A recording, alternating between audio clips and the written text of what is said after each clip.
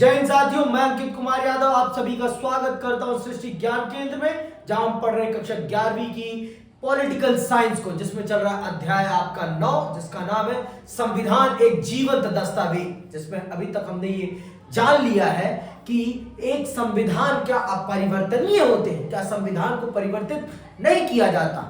हमने ये जाना कि संविधान समय के साथ परिवर्तित किए जा सकते हैं, अर्थात संशोधित किए जा सकते हैं। हमने ये भी जाना कि भारत के संविधान में संशोधन की क्या प्रक्रिया है, और हमने ये भी जान लिया कि भारत के संविधान में अभी तक इतने संशोधन क्यों किए गए इन 70 सालों में। हमने इन सब बातों को विस्तार पूर्वक समझ लिया, लेकिन हमने एक बात को बहुत गौर से समझा कि भारत के संविधान का अपना एक मूल ढांचा है, और उस मूल ढांचे में कोई परिवर्तन नहीं किया जा सकता किसी भी सूरते हाल में। उसमें कोई परिवर्तन नहीं हो सकता। तो क्या है वो मूल ढांचा, किस विषयों को भारत के संविधान का मूल ढांचा कहा जाता है, आज हम चल रहे हैं ये जानने और समझने बहुत विस्तार पूर्वक कि भारत के संविधान का मूल ढांचा किन विषयों को कहा गया है भारत के संविधान में, संविधान निर्माताओं के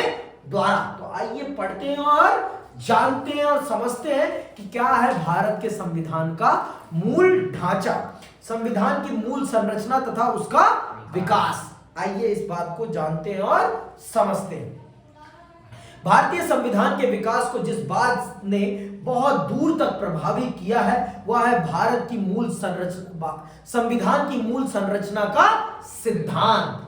संविधान की मूल संरचना का सिद्धांत, जिस उद्देश्य से भारत का संविधान बनाया गया है ना, उस बात ने भारत के संविधान को इतना प्रामाणिक बनाया है और इतना प्रभावी बनाया है। समझ में आई बात। भारत का संविधान आज अगर इतना प्रभावी और इतना दूरगामी है, दूरदर्शी है, तो उसके पीछे सबसे बड़ा कारण है उसके बनाने में निहित सिद्धांत, निहित उद्देश्य। उस उद्देश्य ने इस संविधान को इतना प्रभावशाली संविधान बनाया है। आप यह बात पहले से ही जानते हैं कि इस सिद्धांत को न्यायपालिका ने केशवनंद भारती के प्रसिद्ध मामले में प्रतिपादित किया था। इस निर्णय ने संविधान के विकास में निम्नलिखित सहयोग दिया। केशवनंद भारती केस ने भारत के संविधान को और परिभाषित करने में बहुत बड़ी भूमिका निभाई है। उस केस के बाद भारत की सर्वोच्च न्यायालय ने भारत के संविधान के कुछ मूल आधार बताए, कुछ मूल स्तंभ बताए, जिन स्तंभों को और मूल आधारों को किसी भी आधार पर प्रभावित नहीं किया जा सकता। समझ में आई बात। ये बताया गया किसके द्वारा? सर्वोच्च न्यायालय के द्वारा, कि हर स्थिति में इन बातों को माना जाएगा और इन पर अमल किया जाएगा। समझ में आई बात। तो सुनिएगा क्या हुआ उस निर्णय के बाद। इस निर्णय के द्वारा संसद की संविधान में संशोधन करने की शक्तियों की सीमाएं निर्धारित की गई। इस केशवनंद भारती केस के बाद संसद कितना भारत के संविधान में संशोधन कर सकती है, इस बात को निर्धारित कर दिया गया। ये निर्धारित कर दिया गया कि आप किसी भी सूरते हाल में भारत के संविधान के मौलिक अधिकारों में कोई परिवर्तन नहीं कर सकते हैं। भारत की जनता को मिले मौलिक अधिकारों में भारत की संसद कोई भी बदलाव नहीं कर सकती। मतलब बहुत सारी सीमाएं लगा दी गई भारत के संसद पर संविधान के संशोधन के मामले में। समझ में आई बात। आगे सुनो। यह संविधान के किसी या सभी भागों के संपूर्ण संशोधन की अनुमति देता है। संविधान की मूल संरचना या उसके बुनियादी तत्व का उल्लंघन करने वाले किसी संशोधन के बारे में न्यायपालिका का फैसला अंतिम होगा। बात सुन रहे हो ना। केशवनंद भारती मामले में यह बात स्पष्ट हो गई कि अगर सर्वोच्च न्यायालय को यह लगता है कि संविधान में किया गया यह संशोधन अनियोजित है, न्याय संगत है, तो सर्वोच्च न्यायालय निर्धारित करेगा कि यह संशोधन भारतीय संविधान में रहेगा या नहीं, और अंतिम फैसला उसी का माना जाएगा, संसद का भी नहीं। संसद का भी नहीं। अंतिम फैसला सर्वोच्च न्यायालय का ही निर्णायक होगा। ठीक है। सर्वोच्च न्यायालय ने केशव नंद के मामले में 1973 में निर्णय दिया था। बाद के 4 दशकों में संविधान की सभी व्याख्याएं इनको ध्यान में रखकर की गई। संरचना का सिद्धांत स्वयं में ही एक जीवित संविधान का उदाहरण है। संविधान में इस अवधारणा का कोई उल्लेख नहीं मिलता। यह एक ऐसा विचार है जो न्यायिक व्याख्याओं से जन्मा है। विगत 3 दशकों के दौरान बुनियादी संरचना के सिद्धांत को व्यापक स्वीकृति मिली है। इस तरह देखा जाए तो न्यायपालिका और उसकी व्याख्याओं के चलते ही संविधान में संशोधन हुए हैं। तो मतलब इन सब चीजों ने भारत के संविधान को बहुत ज्यादा जीवंत बना दिया। जब से सर्वोच्च न्यायालय ने यह स्पष्ट किया कि भारत का संविधान एक मूल संरचना पर आधारित है और मूल सिद्धांत है उसका अपना, तब से भारत के संविधान की अपनी एक अलग छवि ही बन गई है और उस छवि को किसी भी आधार पर परिवर्तित नहीं किया जा सकता। समझ में आई बात? उस छवि में कोई भी परिवर्तन नहीं किया जा सकता है। ये बात आप बहुत स्पष्ट तरीके से समझिए पीयूष बाबू। समझ में आई बात? इस बात को आप कदापि नाकार नहीं सकते हैं। ठीक है, इस बात को कदापि आप नाकार नहीं सकते। ठीक है, आगे सुनो। सभी जीवंत संविधान बहस, तर्क वितर्क, प्रतिस्पर्धा और व्यवहारिक राजनीति की प्रक्रिया से गुजर कर ही विकसित होते हैं। तो हमारा संविधान भी इन सभी चीजों से गुजर कर ही बना है। एक दिन में तो बना नहीं है, 2 साल 11 महीने और 18 दिन का समय लगा है भारत के संविधान को बनने में। और बहुत सारे संविधानों का अध्ययन करने के बाद और बहुत सारी मीटिंगों के उपरांत ये संविधान बनकर तैयार हुआ है। और जिन लोगों ने इस संविधान को बनाया है वो बहुत ही विवेकशील लोग थे, बहुत ही प्रतिभाशाली लोग थे और इस देश की जनता उन पर अपना अटूट विश्वास रखती थी। ठीक है, तो ऐसे लोगों ने भारत के संविधान को गढ़ने का काम किया है। कोई एरू गैरू नत्थु खैरू ने तो निर्मित नहीं किया। ठीक है, 1973 के बाद न्यायालय ने कई मामलों में बुनियादी संरचना के तत्वों को निर्धारित करने का प्रयास किया है। एक अर्थ में बुनियादी संरचना के सिद्धांत से संविधान की कठोरता और लचीलेपन का संतुलन और मजबूत ही हुआ है। संविधान के कुछ हिस्सों को संशोधन के दायरे से बाहर रखने और उसके कुछ हिस्सों को संशोधन प्रक्रिया के अंतर्गत लाने से कठोरता और लचीलेपन का संतुलन निश्चय ही पुष्ट हुआ है। मतलब न्यायपालिका ने भारत के संविधान को और अधिक मजबूत बनाने में एक बहुत बड़ी भूमिका निभाई है। बहुत बड़ी भूमिका, मैं शब्द यूज कर रहा हूं, बहुत बड़ी भूमिका।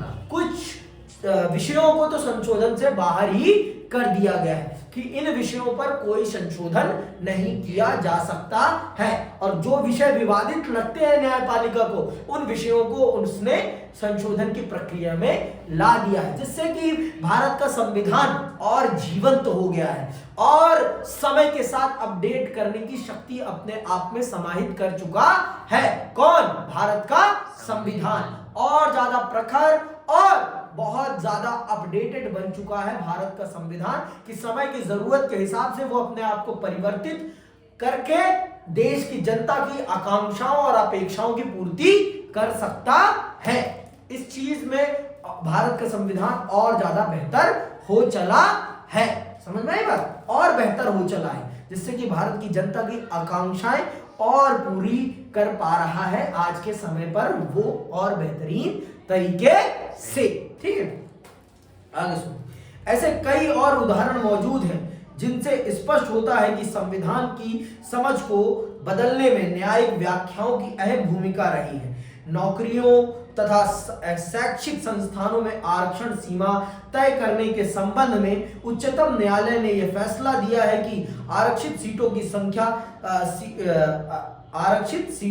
संख्या सीटों की कुल संख्या के आधे से अधिक नहीं होनी चाहिए। इस निर्णय को अब तक एक सिद्धांत के रूप में स्वीकार कर लिया गया है। इसी प्रकार अन्य पिछड़े वर्ग को आरक्षण नीति के अंतर्गत स्थान देते हुए उच्चतम न्यायालय ने क्रीमी लेयर का विचार सामने रखा और यह फैसला दिया कि इस श्रेणी से संबंधित व्यक्तियों को आरक्षण के लाभ नहीं मिलने चाहिए। इसी तरह न्यायपालिका ने शिक्षा, जीवन, स्वतंत्रता और अल्पसंख्यक समूहों की संस्थाओं की स्थापना और उनके प्रबंधन के अधिकारों के उपबंधों में अनौपचारिक रूप से कई संशोधन किए हैं। इन उदाहरणों से स्पष्ट होता है कि न्यायपालिका के आदेशों की भी संविधान के विकास में महत्वपूर्ण भूमिका होती है। बहुत बड़ी भूमिका होती है, क्योंकि संविधान की परिभाषा देने का अधिकार सिर्फ किसके पास है?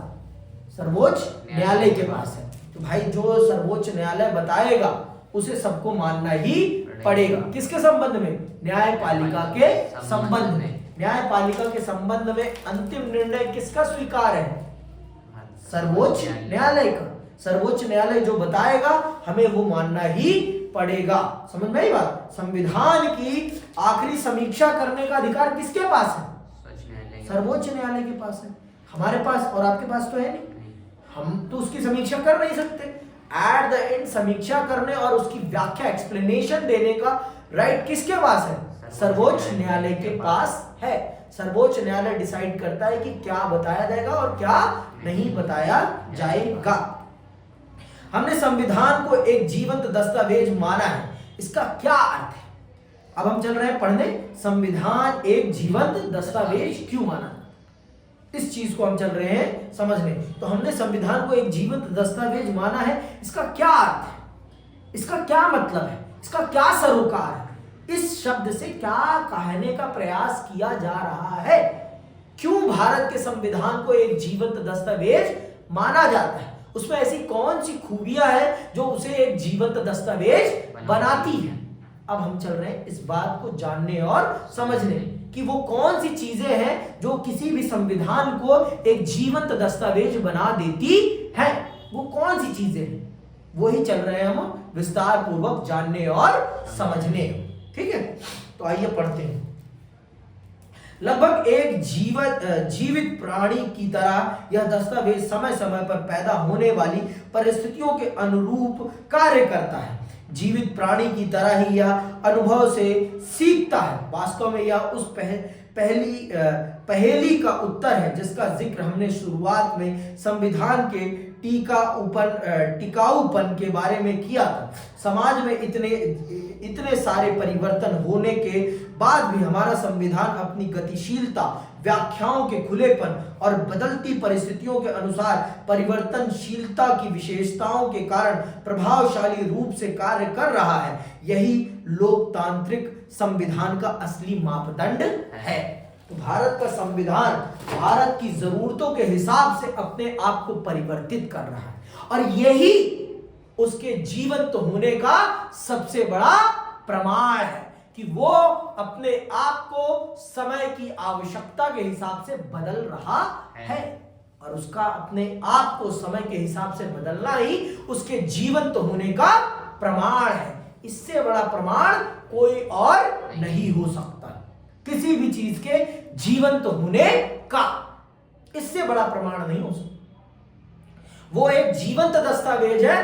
इसका सबसे बड़ा प्रमाण क्या है? इसका सबसे बड़ा प्रमाण है उसका समय के, परिस्थितियों के और जरूरत के हिसाब से अपने आप को परिवर्तित कर लेना।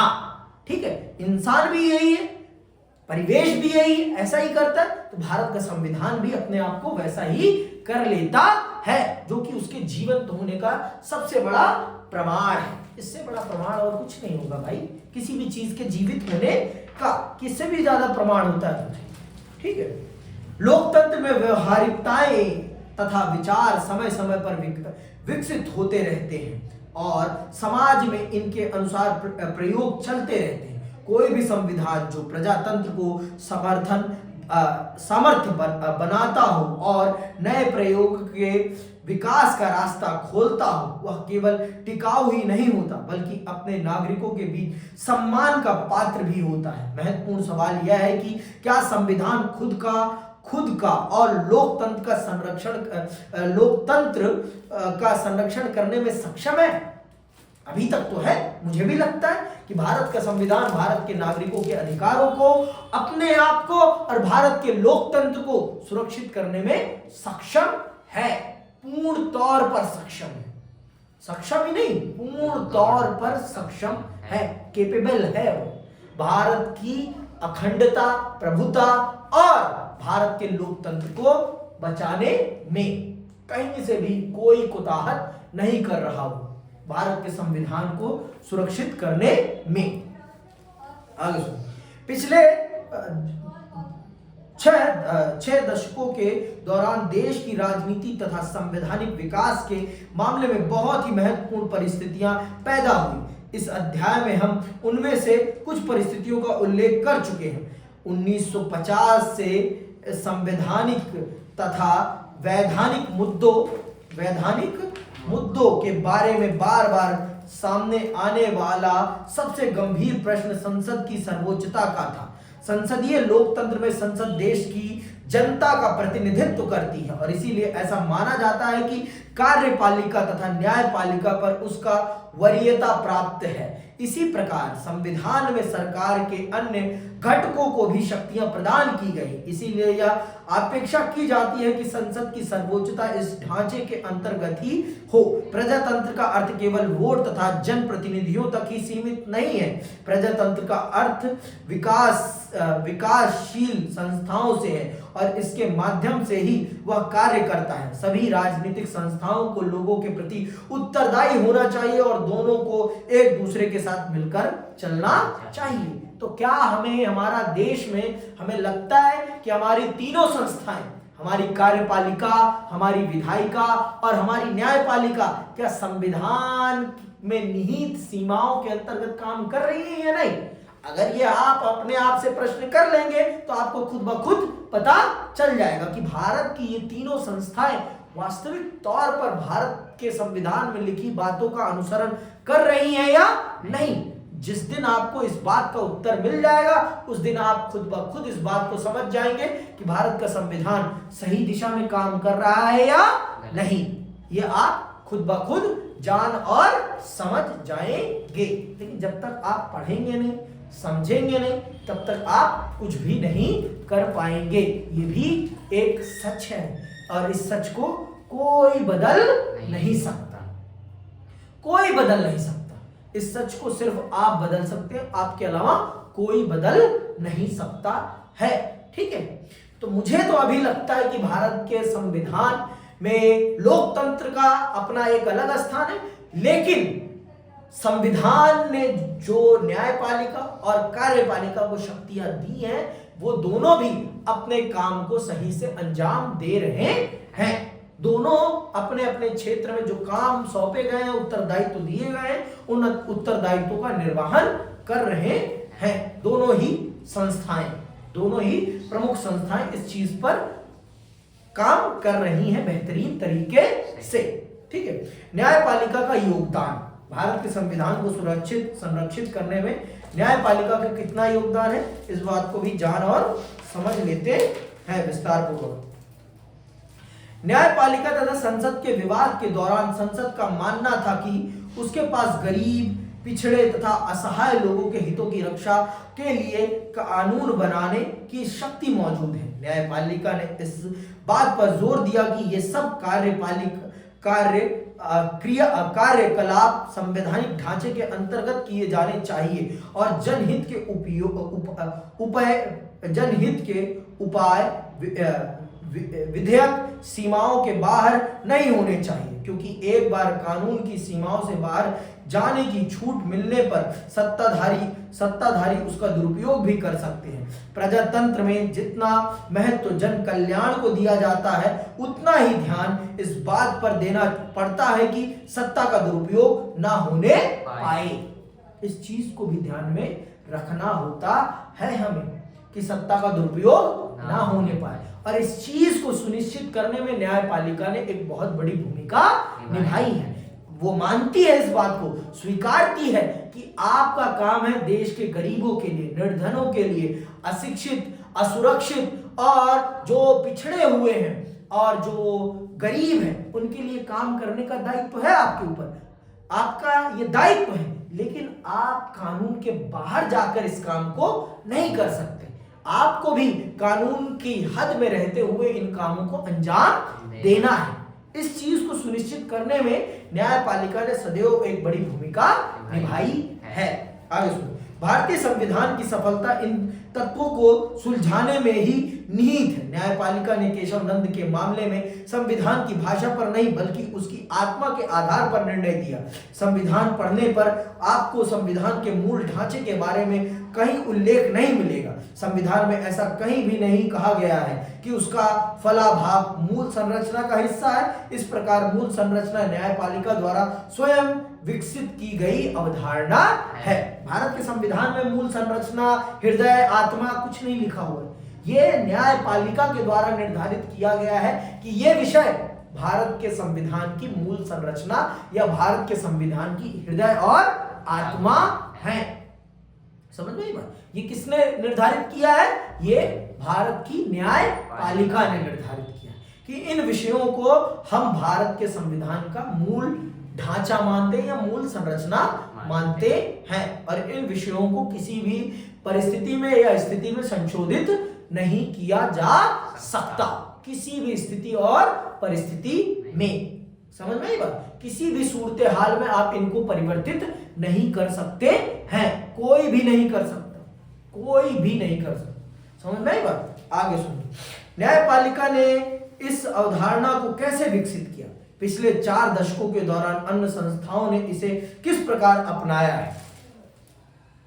यही आकर हमें शब्द और भावना के बीच का अंतर पता चलता है। न्यायालय का यह मानना है कि किसी दस्तावेज को पढ़ते समय हमें उसके निहितार्थ पर ध्यान देना चाहिए। मतलब वो क्या कहना चाह रहा है, उसका क्या उद्देश्य है, हमें इस बात पर ध्यान देना चाहिए। हमें सिर्फ शब्दों पर ध्यान नहीं देना चाहिए।